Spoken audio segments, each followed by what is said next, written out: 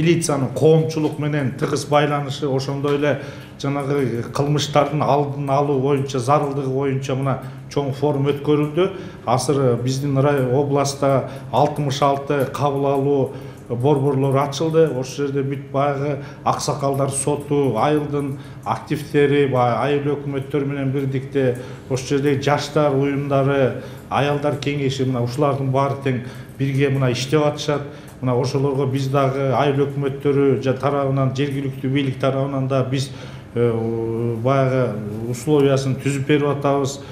Бул мен ойлойм, ошол ар кандай кылмыштуулукту алдын ала баягы болтурбоо боюнча көп иштер болот экен. Мына ошол жерде да бизде баягы область мал киндиктүү область болгондон чынында мына мал уурдоо көп болуп атпайбы? Эми мал уурдаганды мен мына ошол жерден да айттым. Башка жерден келбейт да.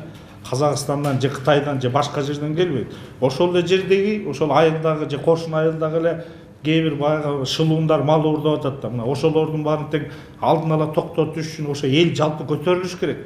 Ошол эл айтыш керек, ошо уурларды билет. Ошолорду келип алып туруп бир жоопкерчиликке тартыш керек да. Мына ошондо мисалы азыр айтып атат, мына биздин министрибиз да жакшы сөз айтты. Мына бир жерде мал уурдаптыр, элдин баары чогулуп эле айтыптыр. Мына мындан кийин малдардын баарын төлөтүптөр, уурдаган малдарды кармап алышып, эми уурдачу болсоңор биз силерди көчүрөбүз дептир да. Эми баягы эле биз милиция барып эле камап калбаш керек да. Анан кайсы жерде дозорчу болсо эле баарыбыз милиция дейбиз да. Ошол милиция кызматкерлерине жардам беришибиз керек.